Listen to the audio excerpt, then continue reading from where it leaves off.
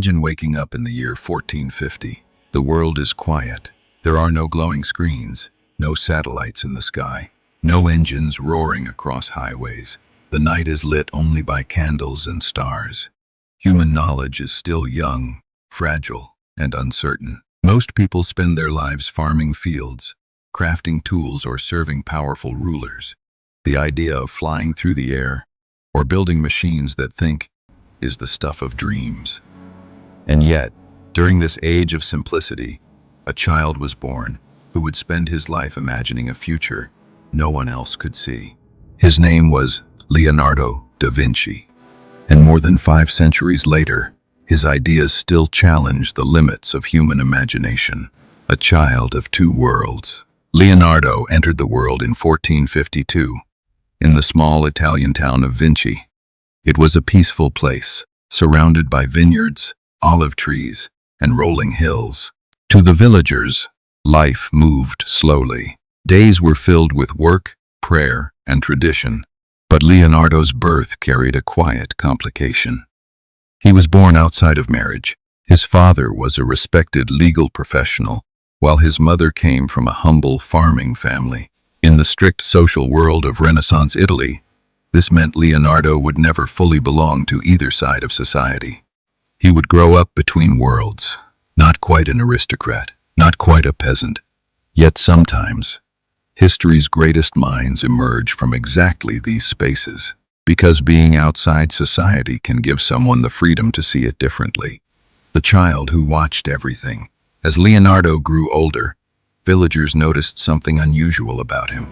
He watched everything, not casually, not absent-mindedly, but with an almost intense curiosity. When birds flew overhead, Leonardo didn't simply admire them. He studied the movement of their wings. When water flowed through rivers, he didn't just see a stream. He saw patterns, he saw forces, he saw motion that could be understood, perhaps even controlled. Most children accepted the world as it was. Leonardo wanted to understand why it was that way. This endless curiosity would become the defining force of his life, the first spark of genius. Leonardo's father eventually recognized the boy's unusual talent. One day he showed some of Leonardo's drawings to a well-known artist in Florence. The artist was stunned. The drawings were not the rough sketches of a child. They showed careful observation, remarkable detail, and an instinctive understanding. The boy clearly possessed something rare. Soon Leonardo was sent to apprentice in the workshop of a master artist in Florence. And it was there that the quiet child from Vinci began transforming into one of the most extraordinary minds the world would ever know. The workshop that changed history.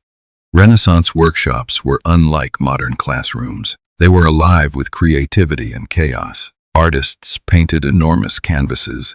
Sculptors carved marble into human forms.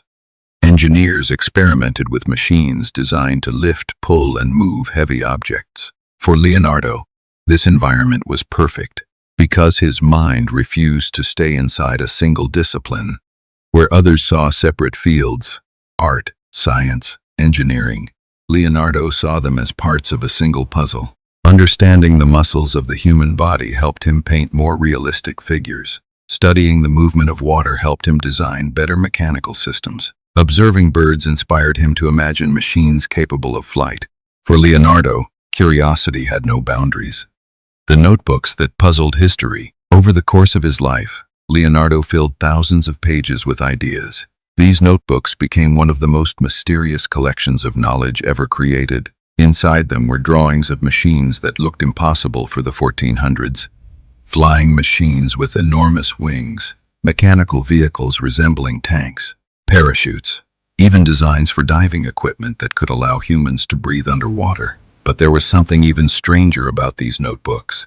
Leonardo wrote them backwards. Every line of text ran from right to left. To read them properly, one must hold them up to a mirror. Historians have debated the reason for centuries. Some believe it was simply easier for a left-handed writer. Others suspect something more deliberate. Perhaps Leonardo wanted to protect his discoveries, because some of the ideas inside those notebooks could easily be turned into weapons. And Leonardo understood the darker side of human ambition, a genius ahead of his century. When historians study Leonardo's sketches today, they often feel a strange sense of disbelief because many of the machines he imagined resemble technology invented hundreds of years later. His designs include concepts similar to helicopters, armored vehicles, robotic mechanisms, even automated machines powered by complex systems of gears. How could someone living in the 15th century imagine such things? The answer may lie in the way Leonardo approached knowledge. Most scholars of his time relied on ancient texts and traditions. Leonardo relied on observation. He believed the universe itself was the greatest teacher. If you studied nature carefully enough, you could unlock its secrets. The painter who hid puzzles. Of course, the world remembers Leonardo not only as an inventor, but as an artist.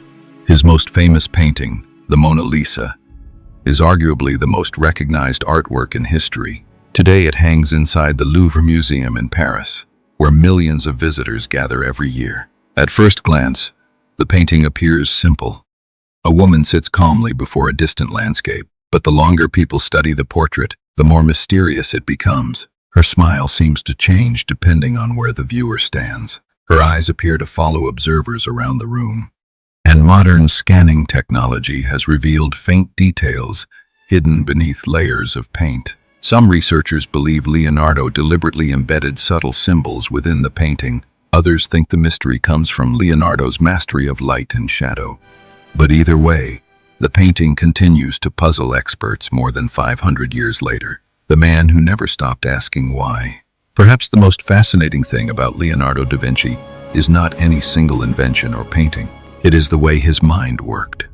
He approached the world with a relentless question. Why? Why do birds fly? Why does water spiral when it flows? Why do muscles move the way they do? Why does light behave differently in different environments? Each question led to another, and another, and another. This endless chain of curiosity created one of the most remarkable collections of ideas in human history, a legacy of mystery. When Leonardo da Vinci died in 1519, he left behind thousands of pages of notes and sketches. Some were carefully preserved, others were scattered across Europe. Many were lost forever. What secrets were hidden inside those missing pages? Did they contain discoveries humanity would not make for centuries? Or were they simply the unfinished thoughts of a restless genius? We may never know, but one thing remains certain. The story of Leonardo da Vinci is not just the story of a painter or inventor. It is the story of a mind that refused to accept the limits of its time. And perhaps, a mind that still has secrets left to reveal.